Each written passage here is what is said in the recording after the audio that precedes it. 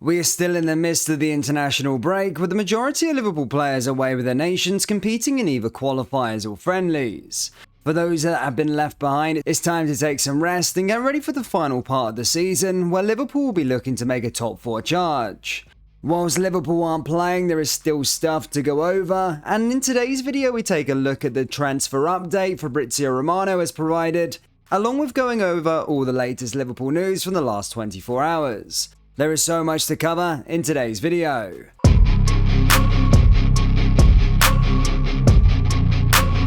And hello everybody, welcome back to the channel guys. Before we get into today's video, as always, please do smash that like button and subscribe to the channel for daily Liverpool content. The Reds' search for a new sporting director has reached France as Paul Mitchell, currently of Monaco, is said to have held talks with the club. Get French Football News report that the Englishman, formerly head of recruitment at MK Dons, Southampton, Tottenham and RB Leipzig, has held talks with Liverpool, who are currently looking to replace the departing Julian Ward. It's not the first time he has been linked with the Reds though. Last month, the Telegraph's Sam Wallace claimed the club had decided against appointing him. Jurgen Klopp admitted that the news of Ward's resignation came as a surprise back in December.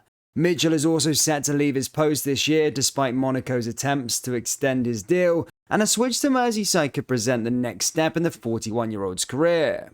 Whether these talks are new or took place when he visited Anfield before the World Cup isn't clear. He does though seem like a candidate who would tick all of the boxes.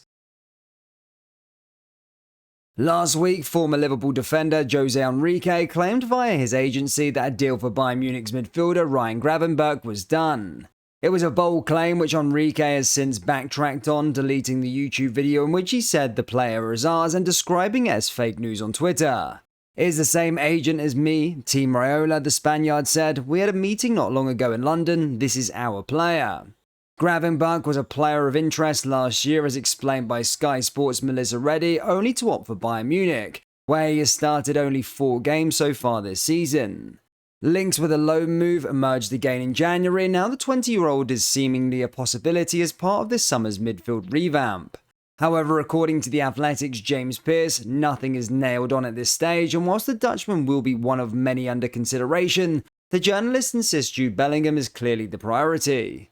Pearce also acknowledged Chelsea's Mason Mount as a serious option, with Chelsea opt to sell while maintaining interest in Matheus Nunes of Wolves. Gravenberch would almost certainly be on the shortlist, then along with the likes of Mason Mount and Nunes, with Borussia Mönchengladbach's Florian Neuhaus could also even come back into contention. Whether Enrique got his wires crossed or simply jumped the gun remains to be seen, though efforts are clearly being made to remove any trace of his claims. Liverpool are expecting to make a few additions this summer and a rebuild after a very poor season. The club are expecting to completely revamp the whole team that is aging, and ahead of the summer transfer window, transfer guru Fabrizio Romano has provided a massive Liverpool transfer update with regards to Arthur Melo and stated that the Brazilian is not a part of Klopp's plans for next season.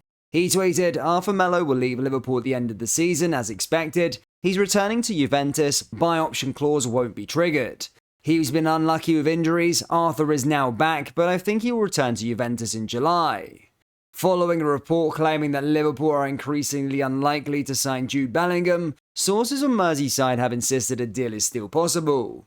It was claimed on Monday that with the club facing a losing battle when it comes to a bidding war with Manchester City and Real Madrid, they could lose in the race to sign Bellingham. The Athletic's David Ornstein wrote that there was significant doubt over the 19-year-old's move to Anfield, and though no firm decisions have been made, both Manchester City and Real Madrid were in strong positions.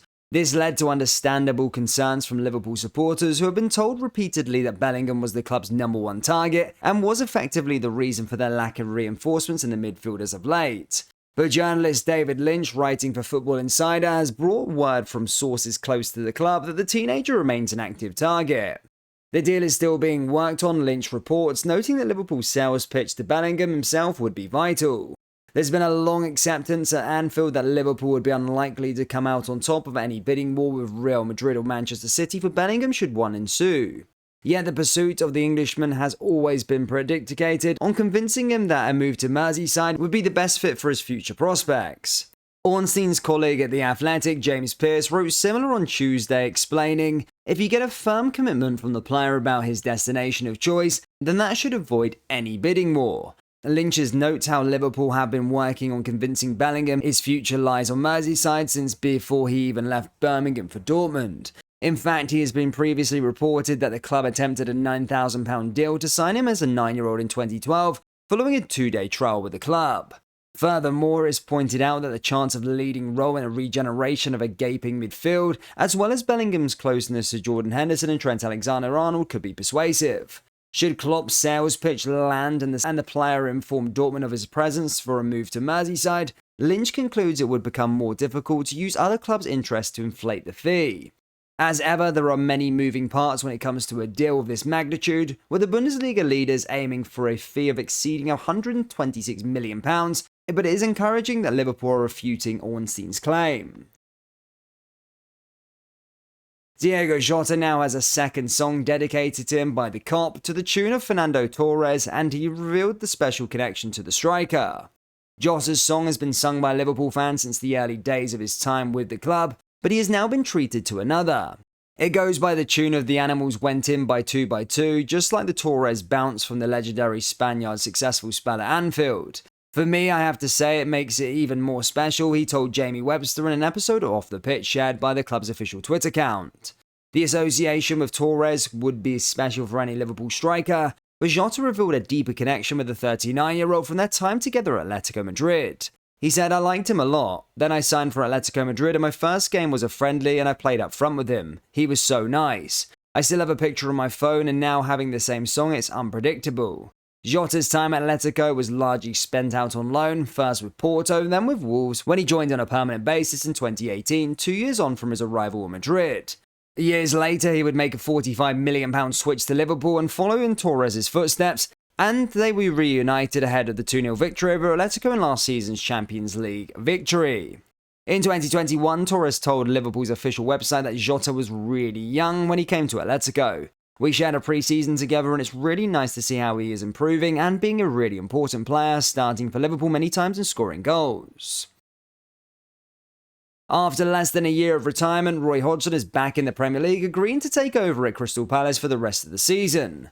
Hodgson had initially announced his plans to retire following the end of his previous stint at Palace, which spanned from 2017 to 2021.